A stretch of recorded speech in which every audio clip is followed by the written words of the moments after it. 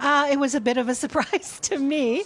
It's a very enjoyable film, and Ruben Östlund's specialty at age 48 and all along in his career has been sardonic social satire. So he's a very accomplished technician. He gets excellent actors to do his bidding. The Square, for which he previously won the top award here, was making fun of the art world and how things are valued in the world of art and human relationships. And this one is about the class struggle, but seen from the point of view of two extremely attractive models who are a couple, a man and a woman.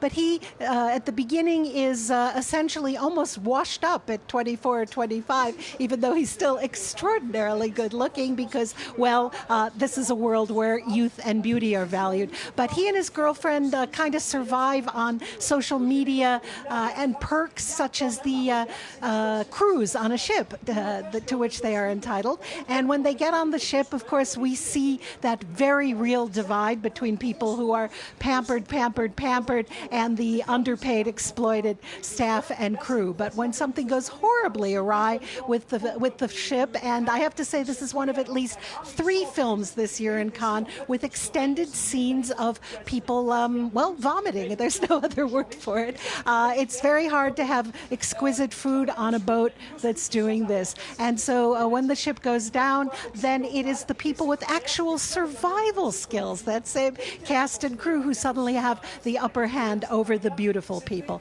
It was fun to see with over 1,000 people laughing because Triangle of Sadness sounds like perhaps a sad tale, but the Triangle of Sadness describes this area between your eyebrows that once your face goes from unlined to lined, perhaps your days are numbered as a male model.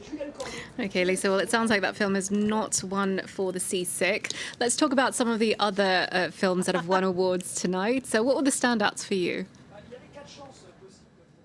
The jury is more or less obliged to spread the wealth around. They had 21 films to pick from. The Grand Prix, which is essentially second place, was a tie between Close, which is a film made by the youngest director in the competition, Lucas Dant of Belgium, who's 31, and it's the extremely bittersweet story of 2 boys who are absolutely fast friends, and then when they go to a new school and some of the other kids think there's something, perhaps there are sexual undertones to their incredibly close friendship. That friendship begins fraying around the edges. And also that was shared with Stars at Noon by French director Claire Denis. Claire Denis is in her 70s. She is incredibly prolific. She's been making films year in and year out for over 30 years. I'm not sure that she deserved the prize for this film, but she deserves a prize for just sticking with it. Director went to Park Chan-wook for his film Decision to Leave. Again, an extraordinarily talented Korean director. I'm not sure this is his best work, but in fact, if you went by the critics' grid in the European trade publication Screen International, it got the highest marks from a panel of critics from all over the world, so they would have been happy to see it win the top prize. Because it's the 75th anniversary of this event, the jury had the discretion to create a prize. They did, and they gave it to the Dardenne brothers of Belgium, whose career was made here basically from the start. They've had 9 films in competition here. They always shoot in a suburb of Brussels, which is extremely working class, lower middle class. They tell the stories of people who are in sometimes desperate straits, sometimes on their way to desperate straits. And so they were honored for the film that they have here this year, which is about 2 African immigrants, a young woman and her little brother, who are waiting for their permission, their legal permission to stay in Belgium to come through, and in the meantime are just trying to keep body and soul together. You can tell that if they can only get legal documentation, they are going to be a great contribution wherever they go, and yet the deck is absolutely stacked against them. The jury prize was also a tie between 8 Mountains, a film by a Belgian husband and wife couple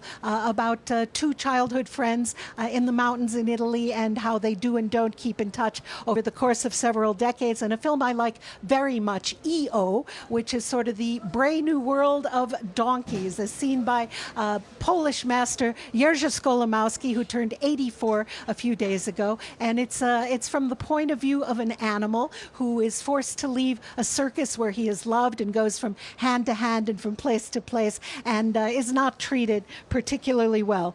I could go on, but this is a snapshot of where world cinema is at in 2022. There were no masterpieces that I'm aware of, but it was a very encouraging moment for people to go back to movie theaters. We had the world premiere of Elvis by Baz Luhrmann, which is a big screen extravaganza if ever there was one. Tom Cruise was a sensation with Top Gun Maverick, which again, you have to see it on a big screen. It's an old-fashioned Hollywood movie that hits all its marks. It's touching, it's exciting. Go to the movies. That's what Claire Denis said when she accepted her award. Do not stay home and watch films on your computer or an even smaller device. Go out and have the communal experience of seeing films, which we come to Cannes to do before my colleagues start ruining them by giving away what they're about and the best moments. Okay.